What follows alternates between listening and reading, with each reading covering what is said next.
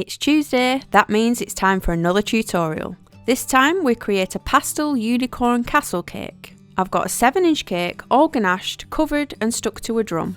As with all my tutorials, this is the basic step, which you can find all the individual tutorials for below.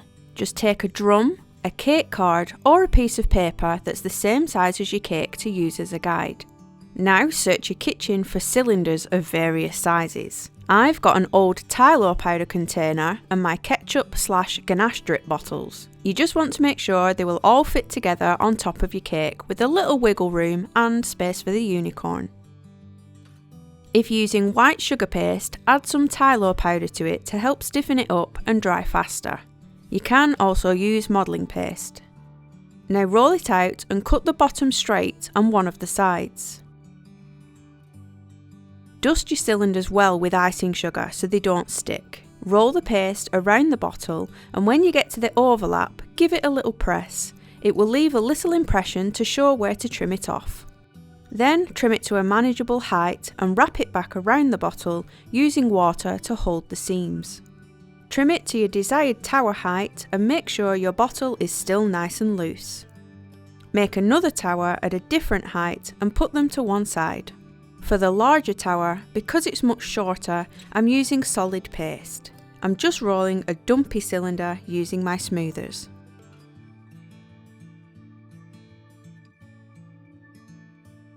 Now let them firm up whilst we work on some of the front decor. Using pastels, make a little blob of paste and roll the rest out. Cut out small circles and thin out the edges with either your fingers or a ball tool. Holding the circle in your fingertips, fold it inwards until it starts to ruffle. Every ruffle you do will end up different. Just squeeze it at the base and nip off as much excess as you can. Start sticking the little ruffle clusters around the base of the blob, working your way up and onto the top until you've completed a ruffle pom-pom.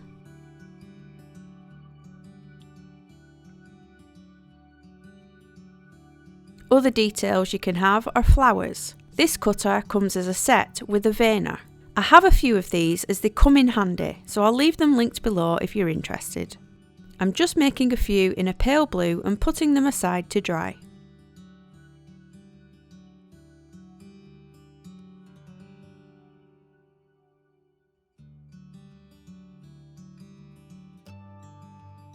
A freehand cartoony flower can be made with a flattened disc of paste with 3 lines scored in and pinched at the bottom. You'll need 5. While still soft, start to overlap the discs until you get to the first one, where you'll make sure that also overlaps to continue the pattern. We can add a centre once it's on the cake. Next up is lilac. This is a cake lace mat. They are made for spreading mixture into, baking it and then peeling out the flexible edible lace. But you can also use them as texture mats, which in my opinion is a bit more fuss-free. Just roll your pin across the top and peel it back to reveal the pattern.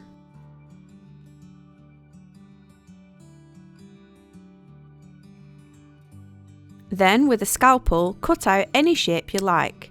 I'm just following the natural pattern shape with a straight edge that can be tucked behind some of the flowers. Other details can be buttons or small flower moulds. I'm using this one for some of the flower centres in various pastel colours. Pop them all to one side whilst we cover the board. Yes, it's that toilet seat method again. If you're new here and wondering just what the heck that is, the full tutorial is in the description box, but once you try it, you might never go back.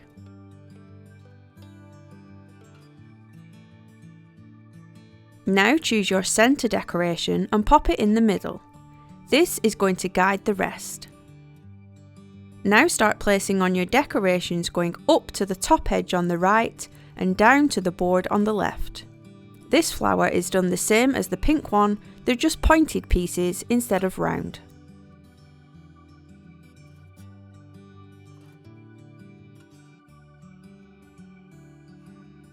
To fill more gaps, you can make a quick ruffle with some thin paste. Gather it together and pinch off at the bottom.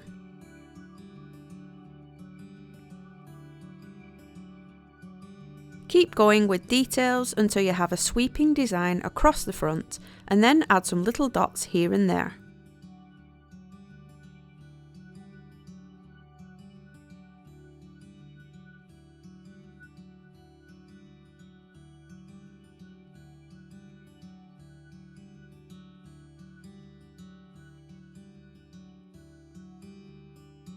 Once your towers are set enough, you can arrange them on top, sticking them down with water.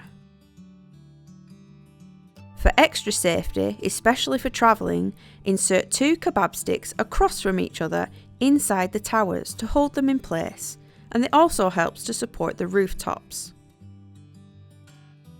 For the roofs, start rolling the paste, keeping your hands in a V shape, which will tease it into a point. To smooth it out, roll it across the worktop, keeping the most of the pressure towards the point. Chop the bottom flat with a large knife and give it a last smooth over. For flatter roofs, give it a squash down at the base.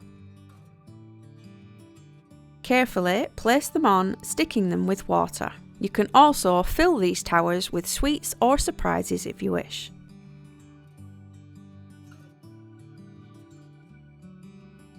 As an additional detail, you can cut an arch shape from foam core to hold a rainbow. Just hold it up between the towers and roughly mark on the angles of the rooftops.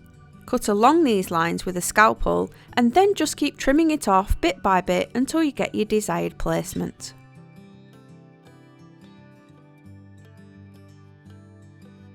Once you have it, insert a cocktail stick into the lower section, which will secure it to the roof.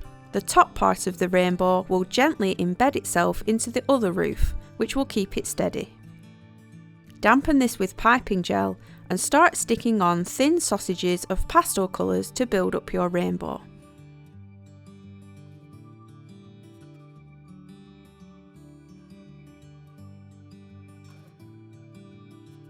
Now onto the bit we all dread, horse shapes.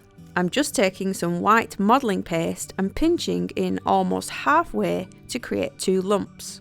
The smaller lump will make the horse's bum, and the larger one will get the same treatment to stretch a neck out of.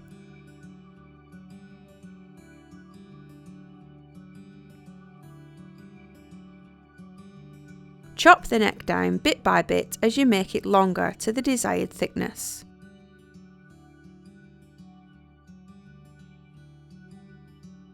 That's its body done. Place it to the right of the cake and insert a kebab stick down the neck. It will secure it to the cake and also hold the head. For the legs, roll a thin sausage and press the end flat, angling it into a hoof at the top. At the base of the hoof, at the back, make a crease with a Dresden tool so you can bend it over. Bend the remaining sausage over on top of itself and squeeze the fold into a subtle point.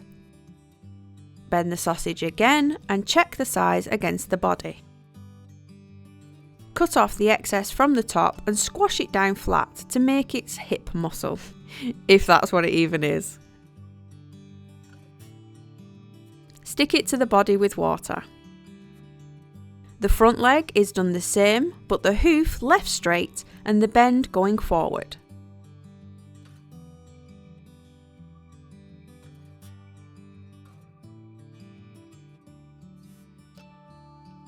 Squeeze the final top piece into a flat joint.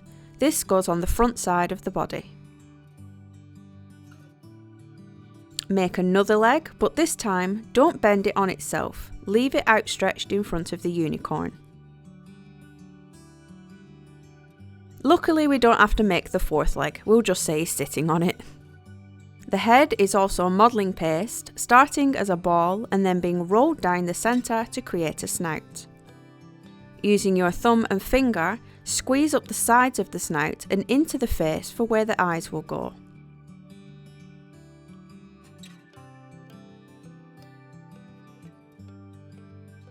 On the bottom, underneath of the snout, define a little dip so it hangs down a bit.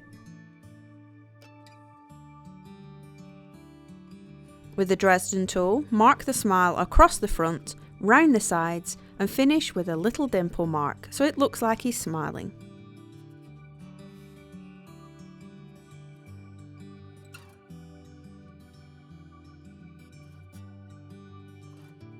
Push in for a nostril and pull up slightly. Place the head onto the neck and the kebab stick with water before then rocking in an eye socket with the larger end of the Dresden tool. Start curling strands of pastel colours to build up the mane, starting from the bottom of the neck. The ears are white flattened teardrops with a scored line down the centre that's pinched off at the base before being chopped flat. Add both of these to the head before making some room for the horn. With a yellow carrot of paste, mark in a spiral pattern with the Dresden tool by rolling it across your hand. Give it a gentle twist to close the gaps a little and place it on the front with water before continuing with the main detail. Do the same for his tail. Add in some black ovals to the eye sockets and finish them with 2 small white balls for catch lights. Add on the name and age details using tappets or click sticks. I have a foolproof tutorial on how to use these, which I'll leave at the end of this video. Shape cutters are always handy. This is a small star plunger, which I'm just using to cut out lots of white stars for the towers. Almost done, just some black paint for the eyelashes, and then gold for the hooves. As always, check the description box for all the products I'm using. To give it some magical sparkle, take some white powder puff glitter and spritz it all over. And that's us done. I'm enjoying seeing all your creations you've made from my tutorials over on Instagram. Use the hashtag #CherryBrigade to be featured in my stories. My Instagram account is @CherryCakeCo. Hope you enjoyed this one. It looks good in just pinks and whites too. Thanks guys, see you next week.